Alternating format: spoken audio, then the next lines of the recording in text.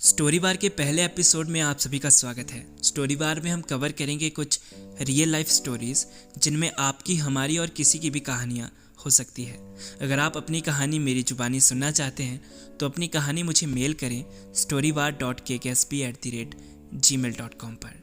तो ये कहानी है मिर्ज़ा और साहिबा की, जिस पर आज भी भारतीय और पाकिस्तानी पंजाब में बहुत से गाने बनते हैं, उन्हें गाया जाता है और इस कहानी को अमर रखा जाता है।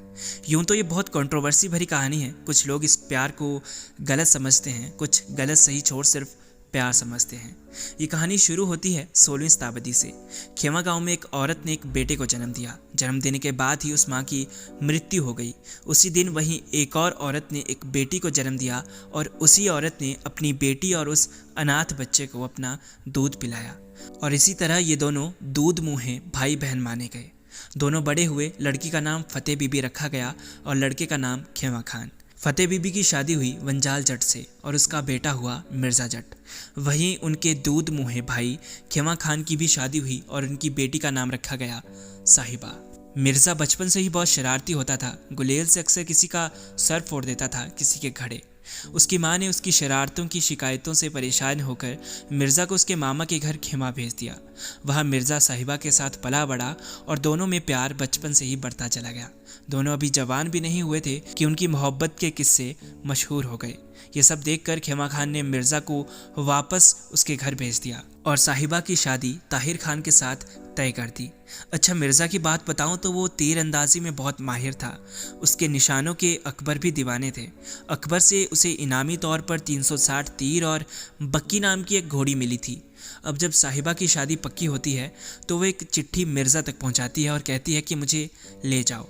मिर्ज़ा तीर कमान के साथ घोड़ी पर बैठता है। उसके भाई उसे रोकते हैं, माँ बाप रोकते हैं, भाभी रोकती है, पर वो नहीं रुकता, ना अपने साथ किसी और को ले जाता है।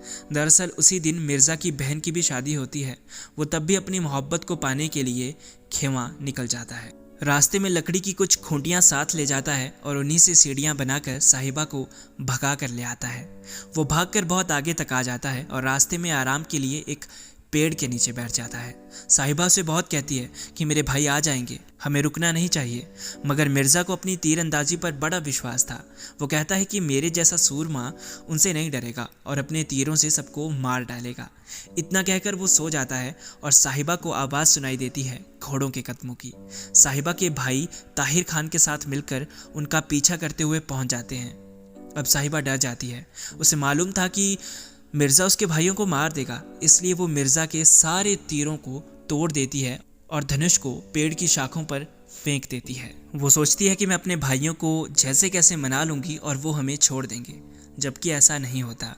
दूर से ही एक तीर आकर मिर्ज़ा के साथ गले के पास आकर लगता है। मिर्ज़ा मुकाबले के लिए अपने तीर कमान ढूंढता है, पर देखता है कि सब टूट चुका है।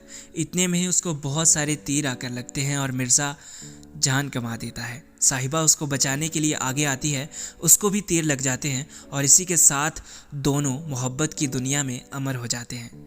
मिर्ज़ा ने मरते मरते कहा कि ये सब तूने क्या किया साहिबा? प्यार की पतंग को आसमान में भेजकर उसकी डोर काट दी। अगर मेरे तीर मेरे पास होते तो पहला तेरे भाई को, दूसरा उसकी घोड़ी को और तीसरा ताहिर खान को लगता। तब से बहुत से लोग साहिबा को बेवफा भी कहते हैं, कुछ उसकी मजबूरियां समझते हैं और बहुत इस कहानी को वास्तविक प्रेम का नाम देते हैं। ऐसी ही कुछ और कहानियों के लिए सब्सक्राइब कर सकते हैं आप KKSP को। आपकी ज़िंदगी में भी है कुछ इंटरेस्टिंग स्टोरीज तो आप भेज सकते हैं storybar.kkSP@gmail.com पर। अच्छी कहानियों को मैं फीचर करूंगा अपने चैनल पर, भेजना मत भूलिएगा। तोड़ते तू तीर नाल छोड़ता तू दिल हुण